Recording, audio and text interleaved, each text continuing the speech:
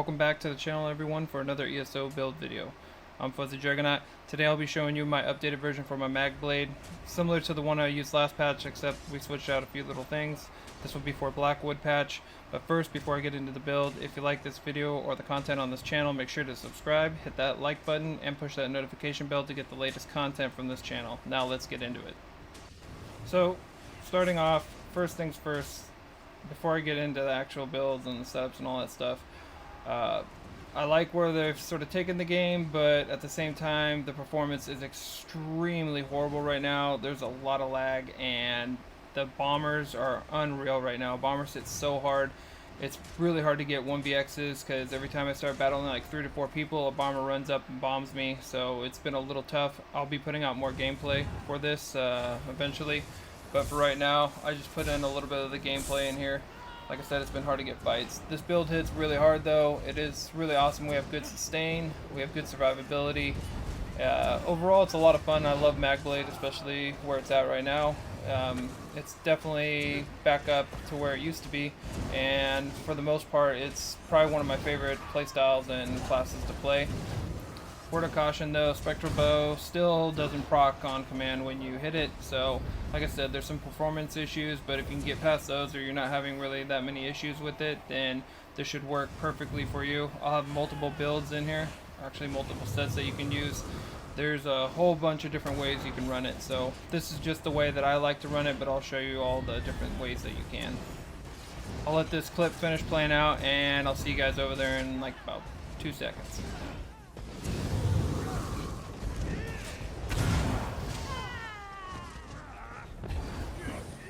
Alright, here we are. Let's hop into the character sheet.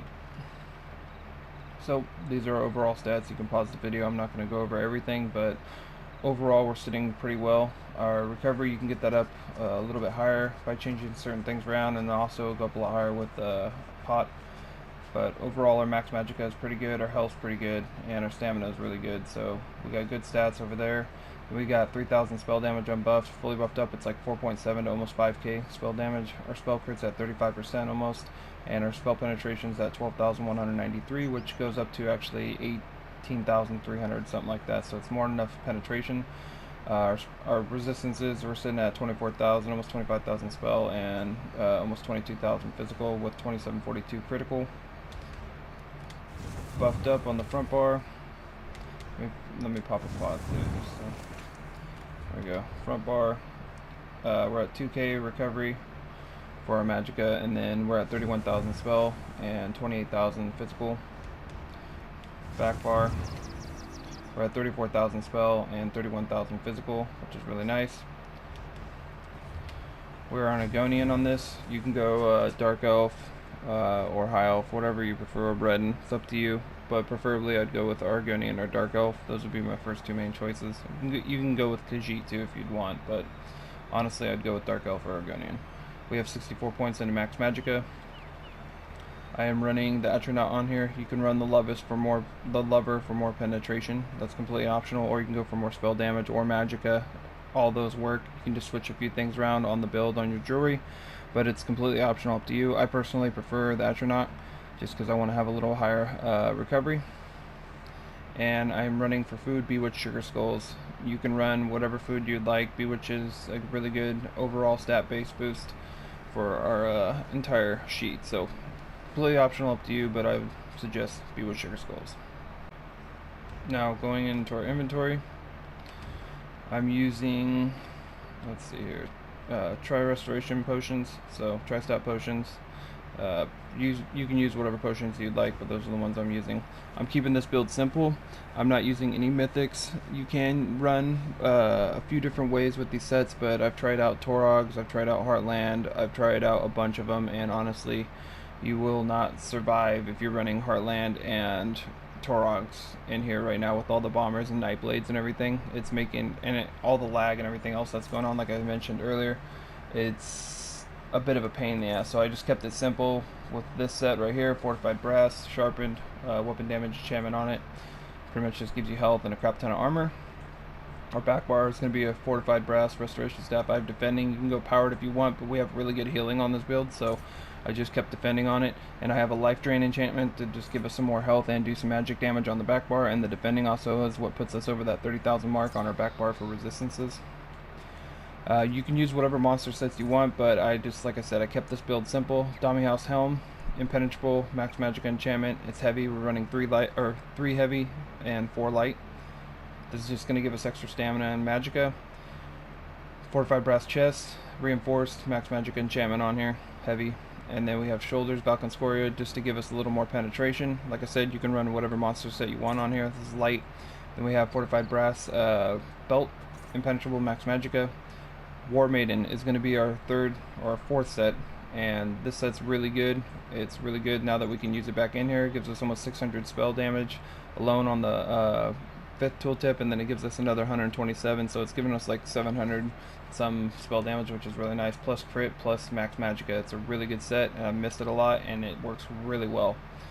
We have hands, impenetrable, max magicka for that, and fortified brass heavy pants, impenetrable, max magicka, and then we have War Maiden shoes, impenetrable, max magicka, and then we have War Maiden jewelry. Now you can switch this around however you see fit. You can use whatever you'd like. I have all infused on the jewelry. So we have spell damage, and max magicka recovery. If you feel that you want to run the lover or more magicka or whatever you feel that you need by switching this around, you can run a recovery glyph here instead of a spell damage glyph. That's completely optional. And like I said, you can use Torogs if you want. It gives you health, health and armor and all that stuff, and then it also gives you the weapon enchantment cooldown and increases your weapon enchantment potency. But like I said, that extra 3,000 something armor really helps for survivability right now, and how the lag is in here, it's really bad. You can also use Heartland too if you want. Heartland works pretty well. I'm not a super big fan of it right now, but it does work really well. It's just I feel that I get more damage from my War Maiden than Heartland, so that's completely optional and up to you. Also, like I said, I'm not using mythics. If you want to use the new mythic helmet, you can. That's an option, or you can use a full set monster helm and shoulders if you want. Now let's go into our skills. So first up is going to be Merciless Resolve. This is going to give us our spectral bow. Hits really hard. Be considered an execute too. So you want to time this with your light attacks and your swallow souls as you're hitting them. But this does a 18,292 tooltip unbuffed. When it's fully buffed up, I think it's like about 22,000. I'm hitting people for about 12 to 15k spectral bows. Then our next one's going to be Inner Light. This is just going to give us more max magicka on our front bar, and it's going to give us our crit. And I use this pretty much just for the crit and the max magicka, like I said, but you can actually switch this out if you don't want to use this. It's completely optional, but I like to be over 30% mark, and 35%, half of my because I'm hitting people with so many combos and so much burst that half of my stuff's critting more often than not, which is nice. Even though it's at 35%, it still crits a lot, so I use that. Elemental Drain, this is going to be our next one. This applies our major breach to our target and gives us resources back. You don't have to use this if you want to go against like 1 to 2 opponents. I put on Reaper's Mark, but for the most part I use Elemental Drain if I'm trying to like 1vx or do anything like that. Reaper's Mark will also give you the major breach, but it also will give you a 21,000 heal. When you're fully buffed up, it will be even higher when you kill the target, so that's completely optional. Then we have Swallow Soul. Swallow Soul is going to be one of our spammable abilities along with our light attacks, so you're going to want to weave 2 light attacks in with the Swallow Soul. Hits really hard. Unbuffed, it's 8,314, but it goes up to 11k, I think, tooltip, maybe a little higher. So I was hitting like anywhere from 5 to 6k, some 7 depending on the opponent. Swallow Souls on people, which is really nice, especially when they crit. Then Mass Hysteria. This is going to be our CC, and pretty much you can stun people. If you don't want to use this, you can put on the Execute Impale. Impale finishes people off, and it actually goes up to like a 6k tooltip. Deals 300% more damage to enemies below 25% health, so that's completely up to you if you want to do it that way. But overall, Mass Hysteria works very well, and you can put Impale over here if you don't want to use Inner Light. Then we have Soul Harvest. which is really nice. It does 14,309 magic damage and increases damage against the enemies by 20% for 6 seconds, so they're going to take more damage by you, which is really nice. And then it also puts major defile on them, and it reduces their healing received and health recovery by 16%. So you can hit them with this, put in some combos, and then finish them off with the spectral bow. And then also, if you kill anything or anyone, you also get 10 ulti. Backbar running degeneration, magic damage, puts a dot on them, but really we're just using this for the major sorcery. Siphoning attacks, every time you do, once you pop this, every time you do a light attack, which we're doing a lot of them, weaving in and out with those, even with heavies, it gives you pretty much health and restores magicka, which is really nice. Then we have Dark Cloak. This is going to be one of your main heals, and it gives us minor protection for 8 seconds, so it reduces our damage taken by 5%, and it gives us our major resolve too. So then we have Rapid Regeneration. This is also one of our main heals. Put both those heals together. This is a 20,634 tooltip unbuffed. When we're fully buffed up, it goes to, I think, 23, almost 24,000. So really good heals together. We got actually a decent amount of healing on this build, and with our CP, it's quite a bit of healing. Works very well. Then we have Shadow Image. This is important. You want to have this for sure, because you'll be able to put this down before you go into a fight, and then you can pretty much get out of jail free card here. When you're getting bogged down by multiple players, you can jump off a ledge or whatever you're going to do, and then teleport right back to this as they follow you. Gives you some leeway to get away and break line of sight. And then we have Soul Tether. This is just a no shit button for our back bar. Gives us good heals. Puts tethers on all the targets around you. If you're getting bogged down by multiple people, you can hit this, and along with these two and this one, you should be getting enough healing to allow you to break out of there and get out. And it does a little bit of damage. It's not the highest damage ever, but it's not bad. Now for our champion points. So we have Staving Death right here. I have 20 into here, quick recovery, 20 into hardy. We have 50 into resilience for the critical resistance. We have 20 into critical chance, which is precision. We have 10 into tireless disciple. Then we have 20 into eldritch insight. I have 20 into master curation for the healing. And we have 140 into here, so I have 20 into piercing. I have weapons expert, what you want, which 50 into there. This is going to give us increase our light attacks. Then we have 40 into flawless ritual, and then 30 into war mage. We have none into these trees down there. Then we have 50 into deadly aim, and that's it for the blue tree. Let me go over so I can show you real quick. So we're using weapons expert, deadly aim, resilience, and duelist rebuff. Now for a red tree, we have 30 into tumbling. We have 10 into mystic tenacity, 20 into heroes vigor, 20 into sprinter, 16 into hasty. I have 50 into strategic reserve, but I don't use it right now. You can if you want. We have 20 into defiance, 50 into Jugernaut. Everyone should know what these do by now.